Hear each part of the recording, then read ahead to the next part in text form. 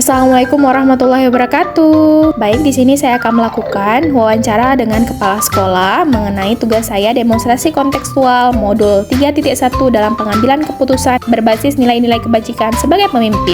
Wawancara kepala sekolah yang pertama, Dr. Andes Mukhtarudin, MPD, selaku Kepala Sekolah SMA Negeri 7 Luk, Semawe. Assalamualaikum, Pak. Waalaikumsalam warahmatullahi Apa kabar, wabarakatuh. Pak? Baik. Gini, Pak. Alhamdulillah Bapak ada waktu hari ini untuk bisa mendengarkan saya mengenai tugas saya di calon guru penggerak angkatan ke-8 untuk tugas modul 3.1 demonstrasi kontekstual terkait pengambilan keputusan berbasis nilai-nilai kebajikan terutama sebagai pemimpin, Pak. Pertanyaan pertama, Pak, ya. Selama ini bagaimana Bapak dapat mengidentifikasi kasus-kasus yang merupakan dilema etika dan bujukan moral, Pak? Baik. Mengidentifikasi masalah ya, masalah dilema etika dan bujukan moral.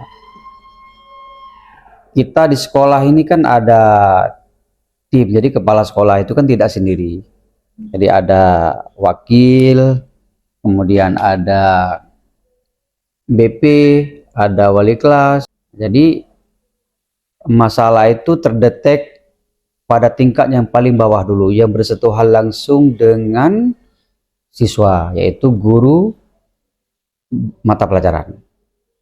Jika ada gejala ini yang nggak bisa diselesaikan oleh guru mata pelajaran, maka naik tingkatnya ke pada guru wali kelas. Yang jelas semua warga sekolah, tidak terbatas pada siswa sendiri, itu adalah sumber informasi. Ini yang perlu kita garis bawahi. Semua itulah sumber informasi. Jadi melalui warga sekolah, semua warga sekolah ini itulah sumber informasi. Jadi kita minta, kita terbuka, kalau memang perlu dirahasiakan, ya kita rahasiakan. Jadi itu bisa kita dapat masalah atau informasi dari seluruh warga sekolah. Oke. Selanjutnya, Pak, bagaimana Bapak menjalankan pengambilan keputusan di sekolah di mana ada kasus-kasus, ada dua kepentingan yang harus diutamakan dan sama-sama mengandung nilai-nilai kebajikan, Pak? Iya. Keputusan yang kita ambil ini tidak sendiri, artinya keputusan itu bukan keputusan kepala sekolah, tetapi keputusan kita adalah kolegial atau kolektif, di mana kita bermusyawarah. Apalagi tadi adalah ada dua kepentingan yang memang kita harus memilih satu keputusan, atau bila perlu dua-dua itu harus jalan, kayak gitu. Jadi dalam pengambilan keputusan kita mengedepankan adalah musyawarah. Selanjutnya, Pak, langkah-langkah atau prosedur seperti apa yang biasa Bapak lakukan selama ini? Prosedurnya adalah, ini kita kan ada jenjang penyelesaian masalah. Jenjang yang pertama adalah pada pengelolaan kelas, di mana guru mata pelajaran itu berada di sebuah kelas. Nah, yang menjadi raja di situ kan gurunya. Berarti gurulah yang mengatur kelas pada jam tersebut. Jika ada masalah, tolong diselesaikan oleh guru yang bersangkutan, kan begitu. Iya, betul. Kalau masalah itu nggak selesai, nggak sanggup dipikirkan, itu dibawa ke wali kelas, biar wali kelas yang menyelesaikan. Kan ada hubungan emosional anak dengan wali kelas kan beda, dibandingkan dengan guru yang mengajar mata pelajaran, karena wali kelas itu kan pengganti orang tuanya di sekolah, kan begitu ya. Nah, kalau di tingkat wali kelasnya sudah memanggil orang tuanya juga nggak selesai, berarti naik tingkat ke kesiswaan bersama BP. Nah, jadi BP lah yang memproses selanjutnya, berembuk dengan wakil kesiswaan dan pembina OSIS. Jika pada tahap ini juga tidak selesai, maka baru itu pada tahap kepala sekolah, baru sampai kepada ruangan ini gitu ya. Kalau udah sampai di ruangan ini, nah ini kan keputusannya bisa menyenangkan, bisa tidak menyenangkan. Jadi itu mekanisme kita di dalam menyelesaikan masalah dan mengambil keputusan. Oke. Hal-hal apa saja selama ini yang Bapak anggap efektif dalam pengambilan keputusan pada kasus-kasus dilema etika, Pak? Hal yang efektif itu dalam pengambilan keputusan, kita ini kan sebelum keputusan itu diambil, ini kan katakanlah kalau itu terjadi pada GTK. Nah, ini kan di sini di komplek kita ini kan ada dua. Ada GTK, ada siswa, ada peserta didik. GTK itu guru dan tendik dan guru. Nah, kalau di tendik dan guru, kita memberikan surat peringatan yang pertama, kemudian peringatan yang kedua. Itu juga berdasarkan informasi yang kita input dari bawah. Ya, peringatan pertama, peringatan kedua, nah, peringatan ketiga, sampai kita ambil satu keputusan, juga kita mengumpulkan informasi sevalid mungkin, jangan informasi tersebut tidak bisa kita pertanggungjawabkan. Nah, jadi itu mekanismenya, dan kita duduk, biasanya kita panggil wakil dan kita ambil satu keputusan. Selanjutnya Pak, hal apa saja selama ini merupakan tantangan dalam pengambilan keputusan pada kasus-kasus dilema etika, Pak? Iya. Tantangan yang kita hadapi di lapangan ini, kadang-kadang keputusan yang kita putuskan walaupun itu secara musyawarah atau dengan dewan guru, tapi kadang-kala kan di luar sana itu pada orang tua anak itu kan tidak bisa menerima, tidak bisa serta-merta menerima. Jadi inilah yang perlu kita berikan penjelasan yang logis dan punya dasar, punya data.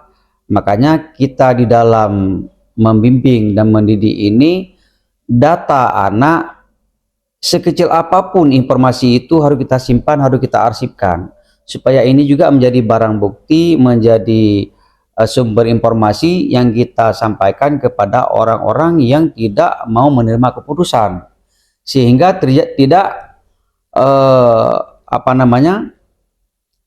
tidak terjadi kesalahpahaman, dan kita juga tidak mau dalam posisi disalahkan, kan begitu ya? Nah, jadi ini tantangan.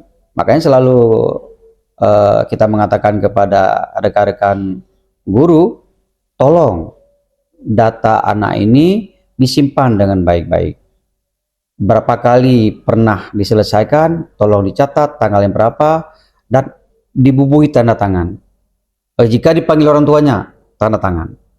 Jadi ketika suatu hari kita ambil keputusan, kita lengkap dengan data. Oke, gitu. Terima kasih Pak.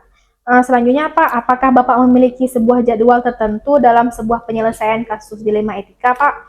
Apakah Bapak langsung menyelesaikannya di tempat atau memiliki sebuah jadwal untuk menyelesaikannya atau prosedurnya, ya, Pak? Oh, tentu itu harus ada jadwal.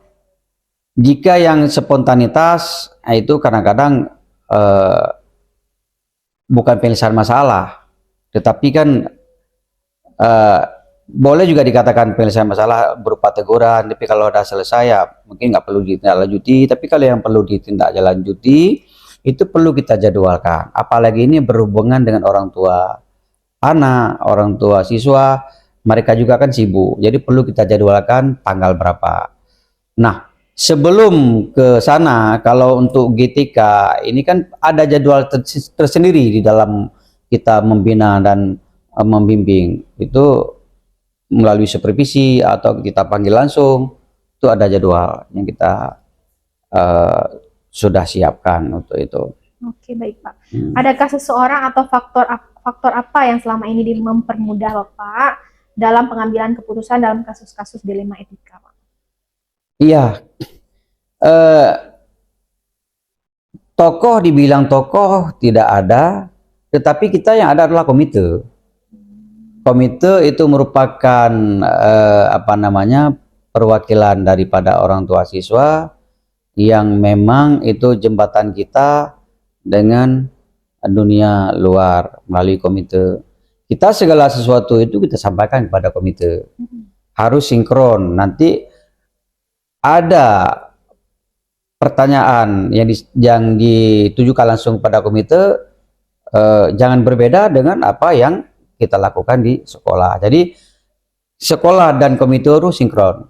Kepala sekolah dengan komite itu harus sinkron. Jadi jawaban itu jawaban yang sama. Maka setiap ada masalah kita sampaikan kepada komite. Jadi komite sangat mendukung, sangat mensupport hal-hal yang kita lakukan ini kalau memang masih di atas jalurnya.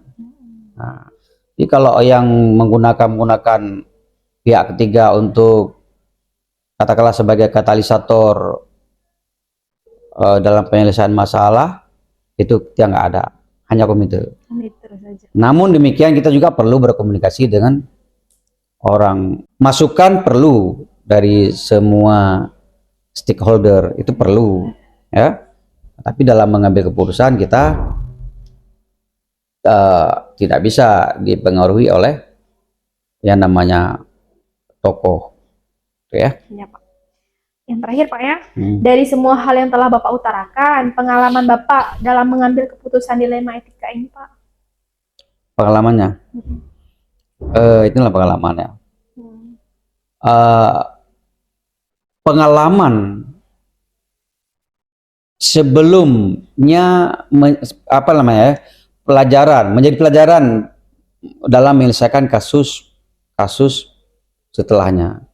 Jadi pengalaman ini sangat ditentukan oleh banyaknya kasus yang kita selesaikan. Jadi ketika ada kasus yang berulang ke depan, kita sudah ada pelajaran di kasus-kasus sebelumnya.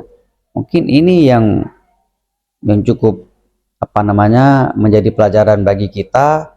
Dengan banyaknya kasus, kita juga lebih lebih bijak di dalam menyelesaikan kasus-kasus berikutnya. Nah, ini mungkin itu. Ya Pak, terima kasih atas waktunya Pak. Ya. Alhamdulillah selesai dalam tugas saya sebagai demonstrasi kontekstual terkait pengambilan keputusan berbasis nilai-nilai kebajikan, terutama sebagai pemimpin, Pak ya. Terima kasih banyak, Pak. Ya, sama-sama. Semoga sukses menjadi guru penggerak, ya. Yang penting bergerak, tergerak, dan menggerakkan. Oke, terima kasih, Pak.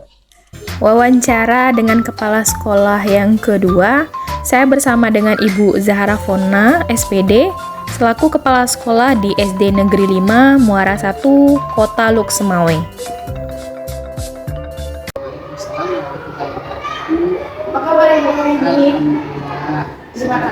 Terima kasih Bu sudah memberikan ruangan waktu untuk saya bisa mewawancara Ibu mengenai tugas saya demonstrasi kontekstual modul 3T1 dalam pengambilan keputusan dengan mengambil yang namanya nilai-nilai yang berbasis nilai-nilai kebajikan sebagai pemimpin. Ya. Di sini dalam program guru penggerak ini ada untuk wawancara Ibu mengenai pengambilan keputusan Ibu selama ini menjadi kepala sekolah. Yang pertama Ibu ya. Selama ini bagaimana Ibu dapat mengidentifikasi kasus-kasus yang merupakan dilema etika dan juga moral? Dilema etika itu kalau pada siswa-siswa anak sekolah dasar ya, itu paling masih tingkat ringan, paling ada benda di bawahnya, nggak buat tugas yang diberikan oleh guru. Cuma kalau udah berulang-ulang nggak bisa kita biarkan, apalagi tugas-tugas yang dibebankan oleh guru. Biasanya itu wali kelas atau guru-guru yang mengampu pembelajaran pada kelas tersebut, mereka memberikan hukuman secara bukan fisik, ya kan? Ada yang masukan misalnya anak-anak membawa bunga, ada anak-anak misalnya menutup sampah, tapi secara fisik belum ada, karena memang itu dilarang. Tetapi kalau memang berulang 1-3 kali, biasanya dibawa ke saya sama wali kelas. Jadi kalau memang juga dia tidak berubah, kita akan memanggil orang tua. Nanti juga kami dibantu oleh Pak Nurkala sebagai, walaupun kami di sini di sekolah dasarnya ada BP, tapi itulah pengganti BP guru agama. Iya. Oke, selanjutnya Ibu, bagaimana Ibu akan menjalankan pengambilan keputusan di mana ada kasus-kasus, ada dua kepentingan yang sama benar dan sama-sama mengandung nilai-nilai kebajikan. Di situ kan Ibu sering mendapatkan kasus terkait dengan dosen yang jika memang kita tahu tidak sesuai dengan aturan yang sudah ada. Bisa dari kita buat ya, kalau memang yang maksudnya tidak sesuai dengan ini etika dan moral ya. Kalau misalnya bisa kita ambil kebijakannya, kita ambil misalnya contoh kepada anak-anak yang tidak mampu itu dengan cara-cara yang lain. Mungkin ada dari guru yang berlebih, misalnya dengan anak-anak tidak mempunyai seragam, kita sharing dengan guru-guru yang sertifikasi, mana tahu ada yang kelebihan untuk membeli seragam, ya memberi sumbangan, itu yang biasa saya ambil. Karena kalau misalnya kita ambil dari uang bos itu karena sudah menurut juknisnya, jadi itu fungsinya sudah ada. Tidak berani kita menyalahi aturan, ya kan? Jadi kalau memang perlu, nanti kita panggil dulu komite, kita buat rapat dewan guru.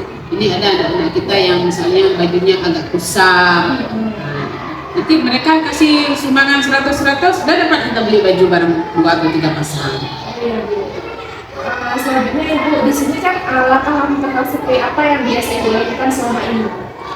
Langkah-langkahnya yang pertama itulah kita kadang-kadang kalau memang ada masalah ya, panggil orang tua.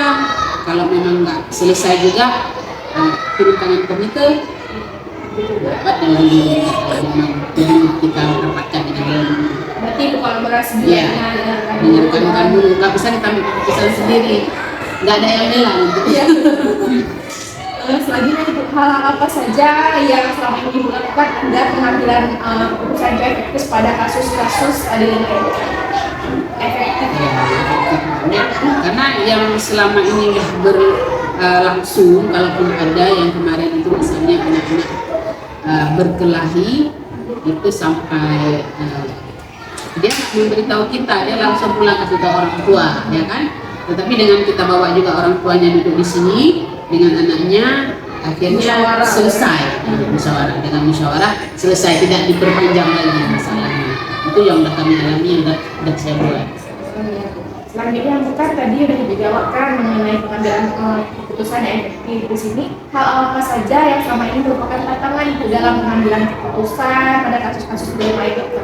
Tantangannya kalau orang tua tidak menerima apa yang kita putuskan. Sebenarnya misalnya masalah anaknya tadi, setelah kita panggil orang tua merasa anaknya itu benar, jadi tidak mau anaknya disalahkan. Tapi dengan kita menanyakan juga kepada anak-anak yang lain, apakah betul kan benar salahnya itu kan, anak bapak ini begini-begini, tapi dengan mendengar kata-kata anak-anak, ya kan kita hadirkan jadi salah. Karena anak-anak kan nggak mungkin berbohong, ya kan. Akhirnya orang tua tersebut menerima keputusan yang diberikan oleh sekolah. Sama dilemanya juga nggak menerima. Dia bilang anak bapak loh yang begini, tapi dia tidak menerima. Tapi dengan dengan kita panggil saksi dari anak-anak, akhirnya selesai. Ya. Selanjutnya Ibu, apakah Ibu memiliki sebuah jadwal tertentu dalam pengambilan keputusan dalam kasus dilema etika? Apakah Ibu langsung menyelesaikannya atau memiliki jadwal tertentu untuk prosedur seperti yang Ibu jalankan selama ini? Kami nggak punya jadwal karena begini, kalau yang udah kita hadapi selama saya menjabat kepala sekolah, belum ada dilema-dilema yang istilahnya mencuat ya. Mudah-mudahan jangan ada lah yang terjadi yang seperti Jadi jadwalnya karena biasanya karena kita pun nggak ada BP, jadi masih tahap-tahap yang sangat kita bilang memang kasus anak-anak lah ya.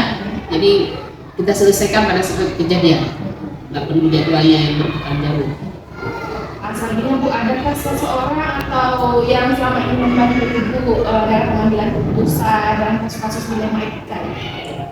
Yang membantu saya itulah yang saya bilang tadi, bapak yang walaupun dia bukan BP, sebagai penasehat lah ya. Nanti kalau bisa ada masalah-masalah yang agak besar, kita tanya bagaimana ya Pak, sama Pak Murtala. Kalau memang nggak bisa juga, nanti saya akan komunikasi dengan wakil kepala sekolah dan sama komite. Yang terakhir Ibu, dari semua hal yang telah Ibu utarakan, pengalaman Ibu selama ini dalam mengambil keputusan dilema etika seperti apa? Pengalaman saya dalam mengambil keputusan, ya kebijakan yang tidak merugikan kedua belah pihak, itu yang saya buat ya. Jadi orang tua senang, pihak sekolah juga senang, ya kan. Jadi anak-anak pun belajar di sini dengan nyaman, ya kan. Nggak ada kalau misalnya iya masih pokoknya kalau misalnya itu berkelahi ya setidak-tidaknya mereka salaman berpelukan di sini. Kalau memang dia menyakiti hati orang tua, kadang-kadang ada ejek-ejek itu saya hadirkan orang tua, anak-anak tersebut minta maaf kepada orang tua kawannya. Ya. Di sini kan keputusannya udah diambil tadi kan kedua belah pihak. Di sini termasuk komitmen apa yang keputusan yang udah ibu ambil nantinya di tengah-tengah jalan jika ada yang perlu dievaluasi. Di sini kami belajar ada 3 prinsip pengambilan keputusan. Ada rule-based thinking yang berbasis peraturan, and-based thinking berpikir berbasis hasil akhir, dan care-based thinking dasar kuliah. Kan? Di sini biasanya ibu sering memilih dalam pengambilan keputusannya yang mana? Basing ya, yang maksudnya kita menyelesaikan masalah dengan cara rasa peduli sesama. Luar biasa sekali Bu. Terima kasih atas masukannya dalam pengambilan keputusan berbasis nilai yang dibagikan sebagai pemimpin. Di sini lingkup sekolah ibu sangat besar ya, alhamdulillah. Di sini saya merasakan dilema yang terjadi di SD seperti apa dan di SMA kan berbeda itu kan. Mungkin kami di SMA lebih besar lingkupnya kan, kalau di SD kan kecil kan masih anak-anak ya. Insya Allah Bu, saya yakin melalui wawancara ini saya bisa belajar banyak hal dengan Ibu sebagai pemimpin, terutama bagaimana cara Ibu menyikapi dilema etika dan menunjukkan orang yang terjadi di sekolah Ibu. Terima kasih atas bantuannya Ibu, luar biasa sekali, mudah-mudahan menjadi masukan untuk saya ke depannya. Assalamualaikum Ibu. Selalu sukses di dalam menjalankan tugas untuk negara. Amin, terima kasih Ibu. Ya.